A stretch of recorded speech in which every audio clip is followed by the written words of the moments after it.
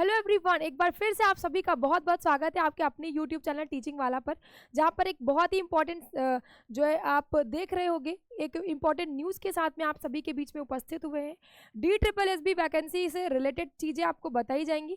आपको पता ही है KVS का एग्ज़ाम आप सभी का हो चुका है, उम्मीद है बढ़िया से किया होगा। लेकिन अब आगे क्या होगा, अब आगे हम क्या करें, किसकी तैयारी करें। सुपर टेट भी कर सकते हैं, लेकिन अभी फिलहाल में DSSB की वैकेंसी की बहुत तेजी से बात हो रही है।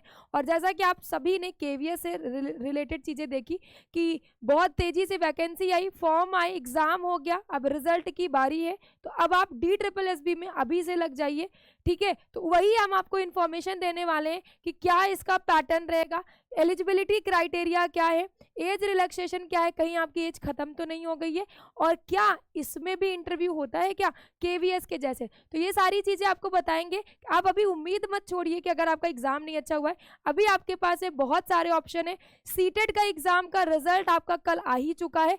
अब उस एग्जाम का जो रिजल्ट आया है कहाँ पर यूज होगा, वो सारी चीजें DSSB से रिलेटेड है। तो वही सारी चीजें आज के इस सेशन में हम लोग देखेंगे। तो सबसे पहले बात करते हैं न्यू एग्जाम पैटर्न की, ठीक है। तो क्या एग्जाम पैटर्न इस बार जो नया फॉर्म आएगा DSSB का, तो क्या इसमें एग्जाम पैटर्न चेंज होगा? अभी तक की ऐसी कोई भी खबर नहीं है कि इसका एग्जाम पैटर्न चेंज हो। एग्जाम पैटर्न अभी तक की जैसा का था वैसा ही रहेगा। मतलब आप सभी को पता है कि PRT की बात करेंगे या फिर इसमें एग्जाम पैटर्न की बात करेंगे तो 200 नंबर की चीजें आती हैं, 200 नंबर के क्वेश्चन आते हैं इसमें।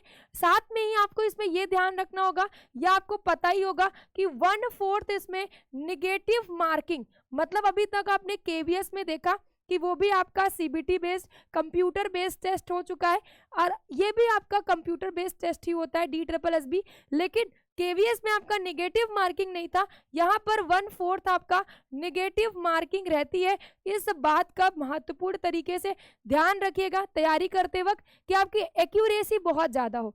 बाकी इस 200 नंबर में क्या क्या चीज़ें पूछी जाती हैं, तो 2 पार्ट होते हैं इसमें। एक पहले वाले पार्ट में आप सभी को पता है ये भी आपका 100 नंबर का ही होता है, 100 क्वेश्चन 100 नंबर के।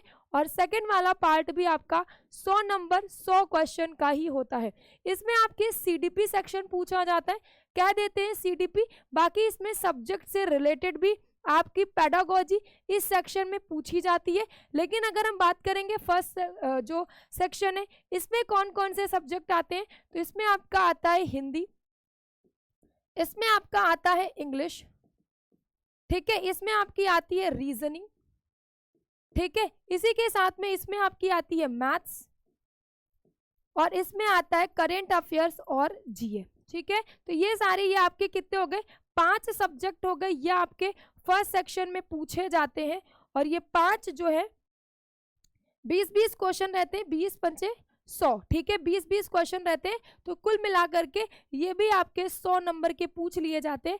और सेकंड पेपर में CDP रह जाता है, कह देते हैं CDP पूरा का पूरा पेडागोजी सेक्शन आपकी इस 100 नंबर में रहती है। ध्यान रखिएगा 200 नंबर 200 क्वेश्चन आते हैं, 1/4 निगेटिव मार्किंग। अभी तक की तो सिलेबस यही है, कुछ चेंज होता है तो आपको जरूर से बताया जाएगा।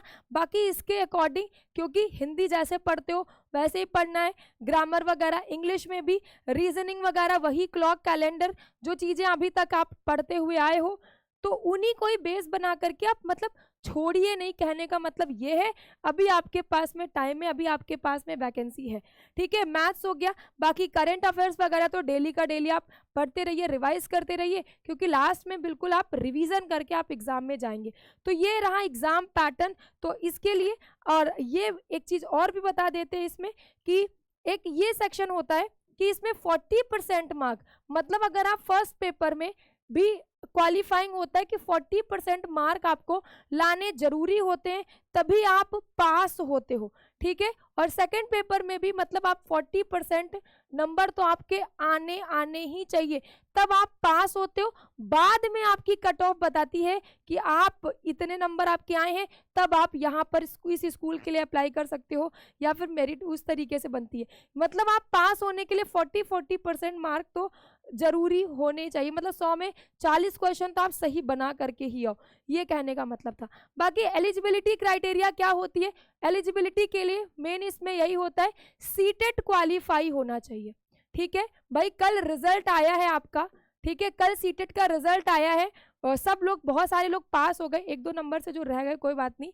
तो वही चीज है ना कि भाई मेरा तो रिजल्ट आ गया, लेकिन इस रिजल्ट का करें क्या, ये कहाँ पर लगने वाला है। तो भाई DSSB के एग्जाम में ऐसा नहीं कि स्टेट वाले एग्जाम आपने क्वालिफाई किए हैं, स्टेट टेट के एग्जाम वो आप लगा दोगे, यहाँ पर आप सीटेट का अगर आपने एग्जाम क्वालिफाई किया है, PRT लेवल की बात करेंगे तो PRT लेवल में सीटेट पेपर 1 अगर आपने क्वालिफाई किया है तो आप एलिजिबल हो DSSB PRT। और आपको पता है क्या, 2000 से ज्यादा या 2000 तक की वैकेंसी आपकी PRT में DSSB में आने वाली है, ऐसी सूचना मिल रही है कि इतनी पोस्ट खाली है DSSB में। तो तैयारी करते रहिए। KVS से आप अनुमान लगा चुके होंगे कितनी तेजी से वैकेंसी आई और कितनी तेजी से पेपर चला गया।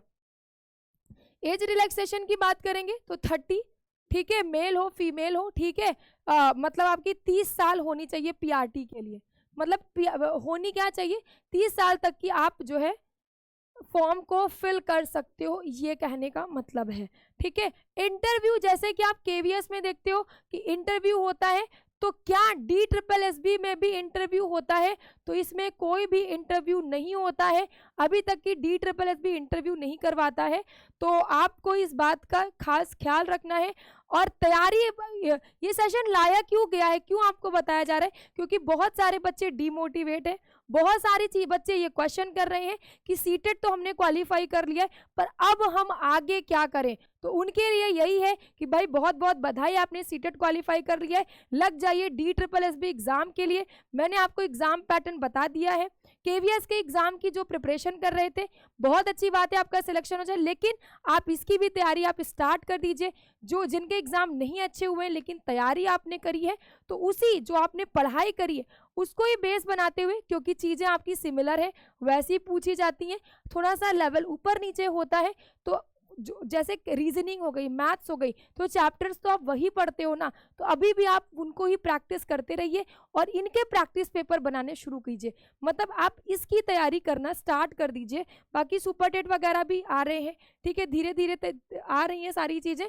पढ़ाई को मतलब कंटिन्यू रखिए, छोड़िए नहीं कि रिजल्ट आ गया है तो थोड़े दिन रेस्ट करेंगे। आपके पास में एग्जाम लगे हुए हैं, बस कोई ना कोई एग्जाम आपको बहुत जल्द निकाल लेना है, क्वालिफाई कर लेना है।